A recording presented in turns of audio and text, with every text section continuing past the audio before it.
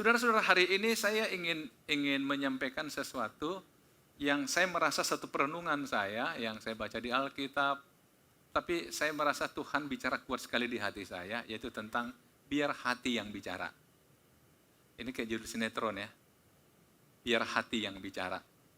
Jadi saudara-saudara, semua kita punya hati, semua kita punya perasaan, semua kita punya emosi. Kalau kita bicara hati nurani, saudara selalu dengar hati nurani. Hati nurani itu apa sih? Hati nurani itu selalu kita jadikan sebagai standar kita dalam mempertimbangkan sesuatu, dalam menilai sesuatu, bahkan dalam membuat keputusan. Betul saudara? Nurani kita. Kalau enggak sesuai nurani kita, biasanya kita tolak. Tapi saudara tahu, nurani itu sebenarnya, sesuai dengan saya yang pelajari, itu berkembang sesuai dengan pengalaman kita, di mana kita dibesarkan, lingkungan di mana kita ada, itulah yang membentuk nurani kita. Pertanyaannya, nurani kita itu mutlak benar atau tidak? Nah, ini kan jadi persoalan. Karena itu saudara, bisa saja dua orang ketemu nuraninya memahami objek yang sama berbeda. Kenapa? Pengalaman yang berbeda. Berapa tahun lalu saya sudah pernah jelaskan sebenarnya ini. Tetapi sekarang saya ingin kita masuk untuk bicara, biar hati kita bicara. Ternyata hati itu bisa berkomunikasi, saudara. Satu contoh, saudara. Kita bisa lihat isi hati orang dari ekspresi wajahnya, betul? Orang nggak bisa bohong. Makanya ada banyak orang kata, ada orang-orang ahli namanya pakar ekspresi lah. Iya kan? Isi hatinya ini, itu terpancar dari rona wajah, gambaran wajah. Itu apa yang ada di hatinya. Itu nggak bisa dibohongi katanya. Berarti biar hati yang bicara.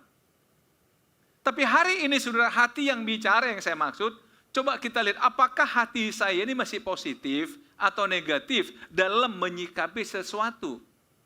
Itu cara kita menguji hati. Nah, ada dua ayat yang saya ingin kita baca dulu hari ini. Dalam Amsal 14 ayat 21 ini yang pertama, siapa menghina sesamanya berbuat dosa. Tetapi berbahagialah orang yang menaruh belas kasihan kepada orang yang menderita. Ada kata menghina, ada kata menaruh belas kasihan di sini. Kepada sesama. Sesama yang menderita. Kalau ada orang menderita, apa? Hati saudara bicara apa? Apakah menghina dia? Ataukah berbelas kasihan kepada dia? Biar hati yang bicara. Bukan mulut. Betul saudara? Seringkali hati kita sudah bicara A, tapi kita nggak mau mengikuti kata hati. Jujur, hati nurani kita sebenarnya itu sangat positif. Kalau ada orang bersedih, kita cenderung ikut bersedih, betul? Kalau ada orang menderita, hati kita harusnya ikut menderita. Itulah sebabnya Paulus mengatakan, bersukacitalah dengan orang yang bersukacita. Berdukacitalah dengan orang yang berdukacita. Ini cara menguji hati. Menguji hati. Kalau sampai ada orang berdukacita, saudara enggak merasa berdukacita, berarti ada masalah di hati saudara. Atau sebaliknya, kalau orang bersuka cita, tapi hati saudara terganggu, berarti ada masalah. Setuju saudara? Kenapa?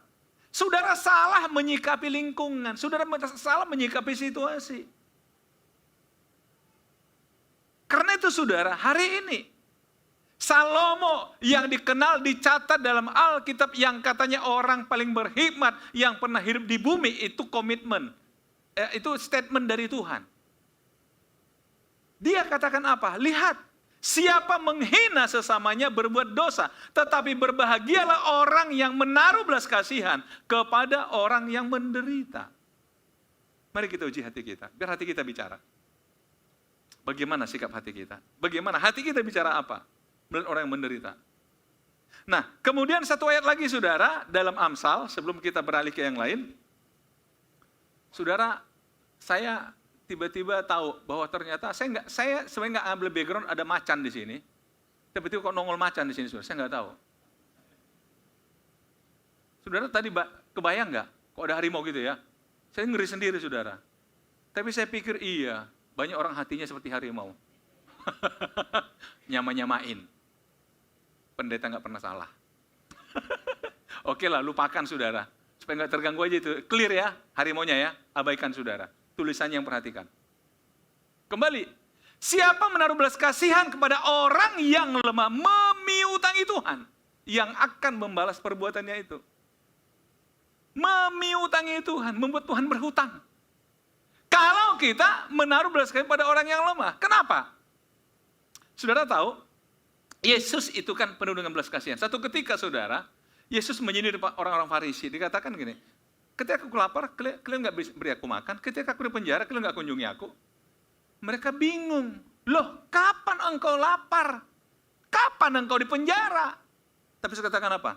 Ingat, apapun yang kamu lakukan bagi saudaraku yang paling hina itu untuk aku. Oh, jadi hati berbelas kasihan itu hatinya Yesus. Kenapa kalau kita peduli berbelas kasihan pada orang yang lemah meminta Tuhan? Karena kita menjadi tangan Tuhan untuk mengerjakan bagi orang lain. Akhirnya Tuhan balas sama kita karena kita melakukan apa yang Tuhan lakukan. Bisa ditangkap saudara? Memiutangi itu artinya apa? Seberapa banyak pun yang kita lakukan bagi orang lemah, itu dicatat Tuhan sebagai utang untuk kita. Sebagai utang. Kapan? Pada saat kita membutuhkan. Kemarin saya dengan istri saya pergi sarapan di satu tempat. Kemudian saat kami duduk, dia bilang, sebentar ya, saya mau ke samping situ mau beli sesuatu. Nah, kemudian saya tunggu, sampai di saya, dia bilang, tadi saya jatuh loh di sana. Oh ya? Memang saya lihat belanjanya udah berantakan gitu, jatuh. Saya lihat kakinya mulai agak licet gitu. Tapi dia bilang apa? Banyak sekali orang yang bantu saya tadi waktu saya jatuh. Jadi dia dikatakan, kok banyak yang bantu saya waktu saya jatuh. Banyak orang bersimpati sama saya waktu saya jatuh. Akhirnya udah kita sarapan, pas naik ke mobil, pulang ke rumah, di mobil dicerita. Iya ya, kadang saya merenung bahwa Tuhan itu menjaga saya. Tuhan itu peduli pada saya. Istri saya itu punya moto begini, saya lebih baik mengunjungi orang sakit daripada saya yang sakit. Saya lebih memilih merawat orang sakit daripada saya yang sakit. Saya lebih baik membantu orang yang berduka daripada saya yang berduka. Itu konsep dia. Sehingga istri saya itu kan sering sekali perkunjungan, ini ketemu orang, bla bla bla. Dia cerita, berapa tahun yang lalu, dia bilang, saya kan mengunjungi seorang ibu daerah Kampung Lalang. Karena dia minta ketemu sama saya. Yang saya ingat adalah dalam perjalanan saya mampir ke mau beli pisang goreng lah, sekedar bawa untuk kita makan di tempat ibu itu. Saya pulang sore-sore sampai rumah, saya lihat dompet saya di mana ya? Kok nggak ada dompet saya? Saya pikirin, aduh di mana dompet saya? Aduh jatuh di jalan, aduh di mana ini? Aduh di mana ini gitu kan? Jam 11 malam dia bilang, waktu itu saya nggak ada di Medan. Istri saya ditelepon seorang bapak, Bu, Ibu Elizabeth Savitri. Iya, ibu dompetnya jatuh ya? Oh iya Pak, ini Bu ada sama saya dompet ibu. Bapak di mana? Di Sunggal. Hah? Singkat cerita bilang, Bu ini dompet besok ibu ambil aja, saya buka warung di Sunggal. Istri saya ada di situ, sebut aja nama ibu di sana, saya udah pesan istri saya, nanti ibu ambil di sana. Istri saya bilang, dari mana Bapak ini udah tahu nomor telepon saya? Saya nggak kenal Bapak ini, kok bisa telepon saya? Itu istri saya bilang kemarin. Dan ketika istri saya besok paginya pergi ke sana, ketemu sama istrinya, Bu coba periksa Bu, ada yang hilang nggak? Enggak. Semuanya lengkap. Udah Bu, saya mau sampaikan itu aja pesan Bapak. Nggak minta apa-apa. Istri saya bilang, kok bisa begitu? Hari gini masih ada orang yang begitu. Tapi sampai kemarin saya cerita, saya nggak ngerti. Kok bisa Bapak itu telepon saya? Dari mana dia tahu telepon saya? Saya percaya, Tuhan. Amin, saudara? Tuhan. Tuhan. Ada banyak hal sebenarnya di hidup ini. Makanya saudara, bagi orang yang suka memperhatikan orang yang lemah, lihat cara Tuhan akan memberkati Bapak Ibu. Benar saudara, benar. Sampai anak cucu itu jaminannya saudara. Apa sebenarnya Salomo? Kalau kita mau lihat banyak ayat dia bicara masalah-masalah orang lemah, orang lemah, orang lemah. Perhatikan orang lemah. Dan dalam Alkitab banyak juga yang mengatakan, perhatikan orang yang lemah. Karena apa? Karena Tuhan ingin kita yang merasa kuat menjadi bagian dari hidup orang yang lemah itu. Kalau kita merasa kekurangan, siapa sih nggak kekurangan?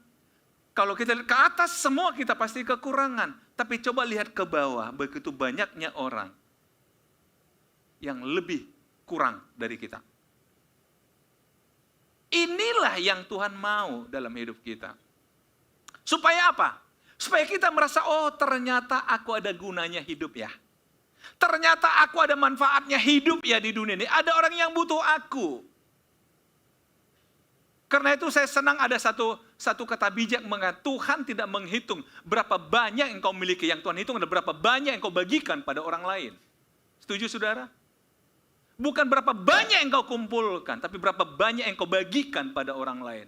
Itulah kekayaanmu yang sesungguhnya. Semua kita bisa berbuat, saudara. Berbuat kecil, berbuat besar, semua kita bisa. Tapi ini kata Salomo, siapa menaruh belas kasihan kepada orang yang lemah, memiutangi Tuhan, yang akan membalas perbuatannya itu. Saya jadi ingat, kenapa ada macan di sini. Saya dapat ide, saudara. Macan ini kan memangsa yang lemah, betul nggak? Halo? Apa kau lihat kancil dia, hei kancil ayo main yuk, begitu dia? Oh enggak, disikat langsung sama dia. Bahkan kadang nggak tahu diri dia. Saya pernah lihat video, dia coba berantem sama buaya. Sama buaya dibawa ke tengah sungai, mati dia di dasar sungai. Nah, coba buaya dilawan sama dia. Oke lah. Artinya apa? Kalau kita mau kuat-kuatan, orang lebih kuat dari kita juga ada. Tapi mari, kita bicara kita yang kuat, perhatikan orang yang lemah. Ayo kita mulai peduli pada orang yang lemah. Sekali lagi, Yesus punya sikap seperti itu.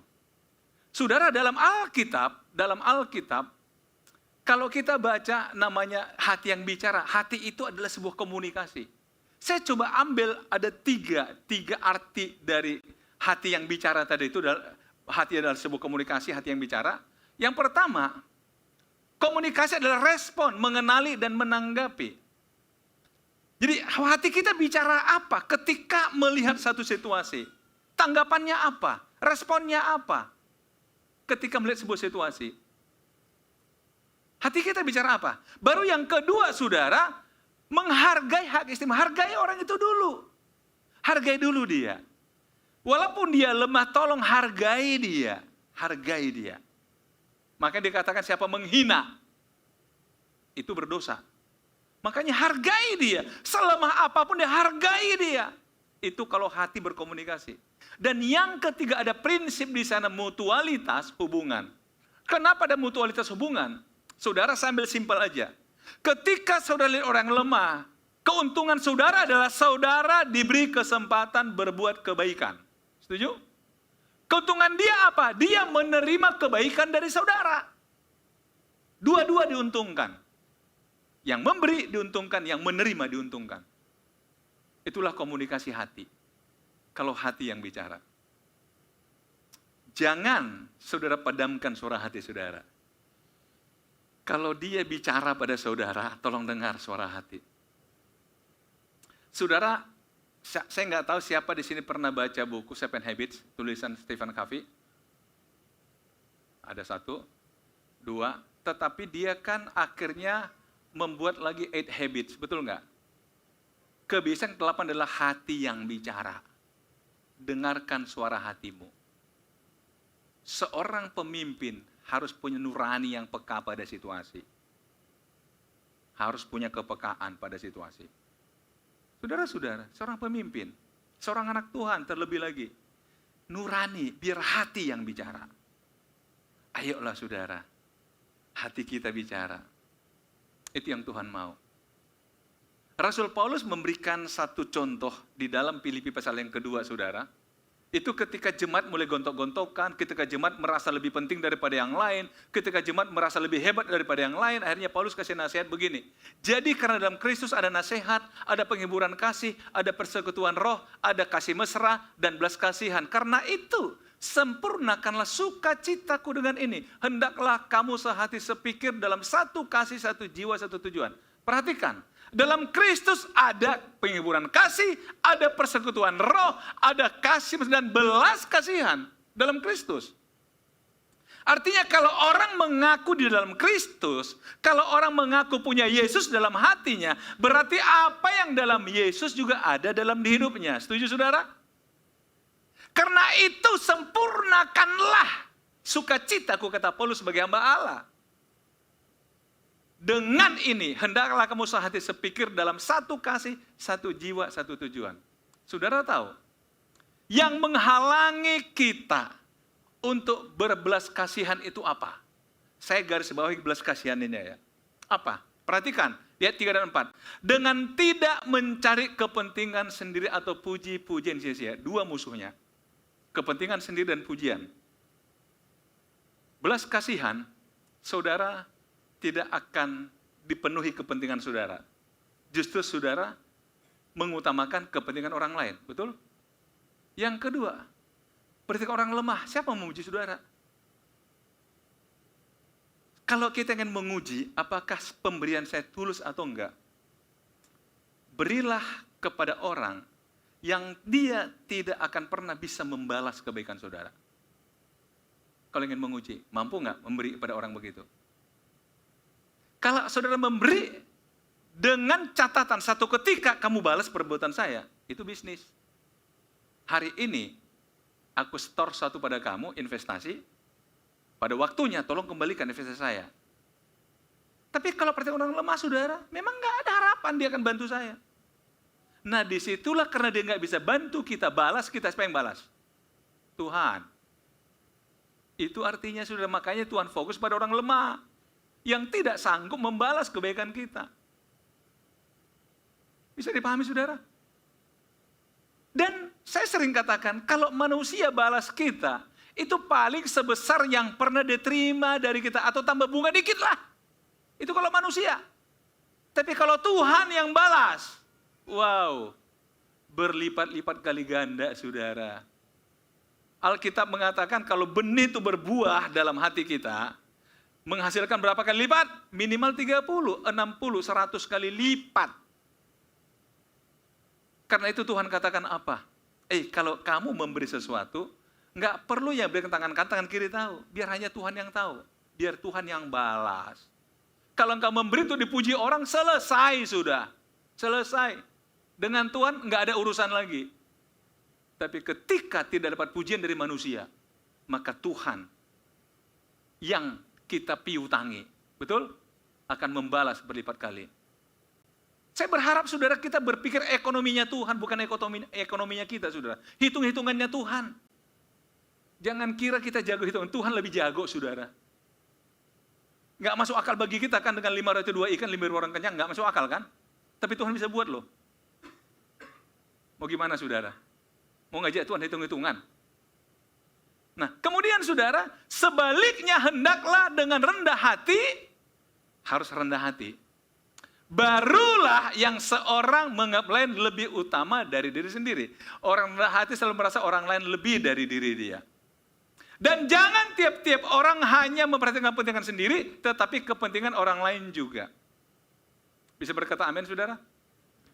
Saya mau tanya saudara, apa sih definisi sombong? Dari mana alat ukurnya kesombongan apa? Saya pernah katakan, alat ukur kesombongan adalah ketersinggungan. Setuju? Ketika saudara tersinggung untuk sesuatu hal, berarti saudara pada posisi itu sedang sombong. Semakin sering sudah tersinggung, berarti semakin sering saudara menunjukkan kesombongan saudara. Semakin gampang saudara tersinggung, berarti semakin tinggi kesombongan saudara. Maaf kalau saudara nggak setuju, tapi itu menurut saya. Gimana saudara? Yang setuju katakan amin. Kalau ingin mengukur rendah hati, Apa sih yang kita banggakan di hidup ini? Kalau orang berkata kasar pada kita memang kenapa? Ya suka-suka dia. Apa kita kan bukan apa kata orang, saudara. Jelek lu katanya. Kalau saya bilang jelek lu, saya bilang itu kan menurut lu, menurut saya ganteng. Loh, saya kan pernah cerita, ini satu contoh aja saudara. Kadang-kadang orang kita tolong saudara bukannya berterima kasih menghina kita. Waktu airport masih di Polonia saudara, saya pernah dipesan teman dari Jakarta. Dia bilang, Pak tolong bantu ya. Staf saya lagi ke Medan, dia pertama kali ke Medan, Pak, Bapak bantu jemput dong, nanti antar ke satu kantor. Saya bilang, oke siap. Itu teman saya seorang pengusaha di Jakarta. Saya jemput di Polonia. Waktu dulu itu, mobil saya itu Kijang Super, mobil tua. Akhirnya saya jemput Polonia, naik di mobil. Itu baru jalan Juanda, saudara. Dia bilang apa? Kalau saya dengar nama besar Bapak, nggak menduga mobil Bapak cuma begini. Bayangin, saudara. Hah? Udah dijemput lo ngejek. Tapi saya pikir, saya harus bersikap. Saya nggak mau terganggu, saya katakan sambil nyetir. Kalau orang kan keren gara-gara mobilnya. Kalau saya terbalik, mobilnya keren gara-gara saya. Bapak bisa aja, selesai.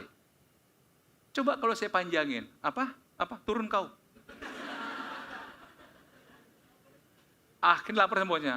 Bos, aku diturunkan di jalan. Kan hubungan saya dirusak sama bosnya kan? Walaupun saya bilang, habis dia hina saya. Aduh Pak Pendeta, masa gitu tersinggung. Kan jadi panjang ceritanya. Betul nggak? Tapi ketika saya katakan, nggak berani cerita sama bosnya dia. Gimana? Teman saya, bagus pasti katanya. Betul nggak? Halo? Iya kan? Kita yang punya hati kok. Masa kita jadikan dirusak orang? Biarlah hati yang bicara. Amin, saudara? Ayo, jaga hati. Jadi kayak lagu yang dulu itu, jagalah hati. Akan langsung mulai bergumul. Saudara saya, ayo, biar hati kita bicara. Biar hati kita bicara. Amin. Tuhan Yesus memberkati.